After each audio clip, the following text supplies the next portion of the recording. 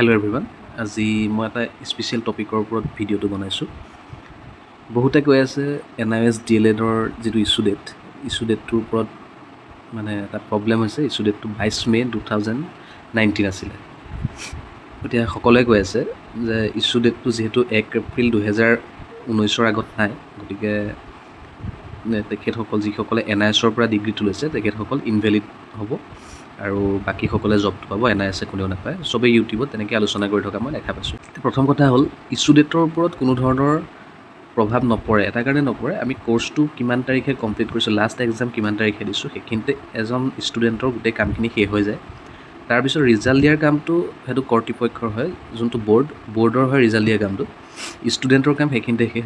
যিদিনা তেখেতে শেষৰ পৰীক্ষাটো দিব, সেইখিনিতে তেখেতৰ গোটেই ক'ৰ্চটো শেষ হৈ যায়, শেষৰ পৰীক্ষাটো দিয়া দিনাই। তাৰপিছত ৰিজাল্ট দিওঁতে কেতিয়াবা দেৰি হয়, কেতিয়াবা সোনকাল হয়, সেইটো ছেকেণ্ডেৰী মেটাৰ হিচাপে থাকে। গতিকে মই ভাবোঁ মোৰ ফালৰ পৰা সেইটোত কোনো প্ৰব্লেম নহয়। আৰু যিহেতু KVS হওক বা অন্য কিছুমান ৰাজ্য হওক, সকলোতে NIOS হওক সেই ডেটটোৰ ওপৰত একো প্ৰব্লেম দিয়া নাই। গতিকে মই ভাবোঁ আমাৰ অসম চৰকাৰেও সেই ডেটটোৰ ওপৰত ইমান গুৰুত্ব সহকাৰে নলয় আৰু সকলোকে নিযুক্তি দিব। যিসকলে উপযুক্ত ডকুমেণ্টছ দেখাব পাৰিছে সেইসকলক নিযুক্তি 100% দিব। তাৰ উপৰিও কিছুমানৰ ডকুমেণ্টছ নাছিলে, সেইসকলকো হয়তো চৰকাৰে এলাউ কৰিব, যদি 2-1খন মানে প্ৰমাণ দেখুৱাব পাৰিছে এলাউ কৰিব। আৰু ডাইচ কোডৰ প্ৰব্লেমটোতো সকলোৱে জানেই। তথাপিও মই ChatGPTক এটা মানে ইনকুৱাৰী কৰিছিলোঁ। ChatGPTক সুধি চাইছিলোঁ যে supreme court said that all NIOS d.el.ed diploma holder should complete the course before 1 April 2019, but certificate issue date was 22 May 2019. Is there any clarification published by NIOS regarding the issue date?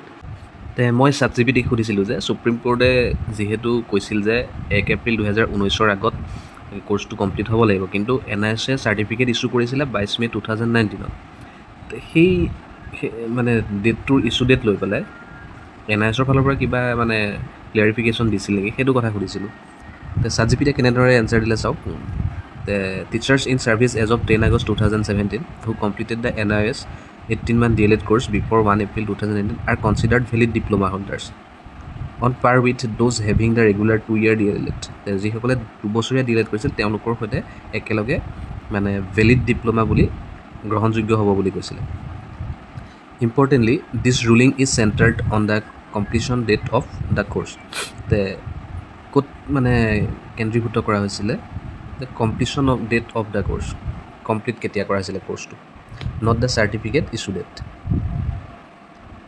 আপোনালোকে গম পাইছে যে certificate issue date আৰু course completion date দুইটা সম্পূৰ্ণ বেলেগ বস্তু। Course completion ডেটটো হৈছে যিদিনা একদম শেষৰ এক্সামটো কমপ্লিট হৈছে, সেইটো কোৰ্চ কমপ্লিশ্যন ডেট বুলি কয়। আৰু এটা হৈছে certificate issue date. Course complete হোৱাৰ পিছত বহি চেক কৰিব, চেক কৰি তাৰ ৰিজাল্ট দিব, সেই ৰিজাল্ট যি তাৰিখে দিব সেইটো এটা ইছ্যু ডেট হয় চাৰ্টিফিকেটৰ। মই ভাবোঁ সেইটো প্ৰব্লেম হ'ব নালাগে। Certificate issue date was there any clarification by NIOS? NIOSে কিবা ক্লিয়াৰিফিকেশ্যন দিছিল নেকি? ChatGPTয়ে কৈছে যে এইটো মই ভালকৈ ধৰিব পৰা নাই, I could not locate। এইটো দিছে ক'ৰবাত কিবা দিছে নাই দিয়া একো গম পোৱা নাই ChatGPTয়ে বৰ্তমানলৈকে। The Supreme Court's judgment focus exclusively on the course completion criterion, not on administrative issuance timelines. তাৰমানে সুপ্ৰিম কোৰ্টে কোৰ্চটো কেতিয়া কমপ্লিট হৈছে সেইটোৰ ওপৰত গুৰুত্ব দিছে, এডমিনিষ্ট্ৰেটিভ ইছ্যুৰ ওপৰত একো গুৰুত্ব দিয়া নাই। গতিকে সেইটোতো এডমিনিষ্ট্ৰেশ্যনৰ কাম হয় ৰিজাল্ট দিয়াটো, সেইটোৰ ওপৰত ডিপেণ্ড নকৰে। মানে পৰীক্ষা কেতিয়া শেষ হৈছিলে সেইটোহে, সেই বস্তুটোহে মানে সুপ্ৰিম কোৰ্টে চেক কৰিছে। পৰীক্ষাটো আমি যোনখন আমাৰ ফাইনেল ৰিজাল্ট শ্বীট আছিলে তাততো আমি গম পাইছোঁ যে মাৰ্চৰ 2019 লিখা আছে স্পষ্টকৈ। গতিকে মই ভাবোঁ কোনো ধৰণৰ প্ৰব্লেম হ'ব নালাগে।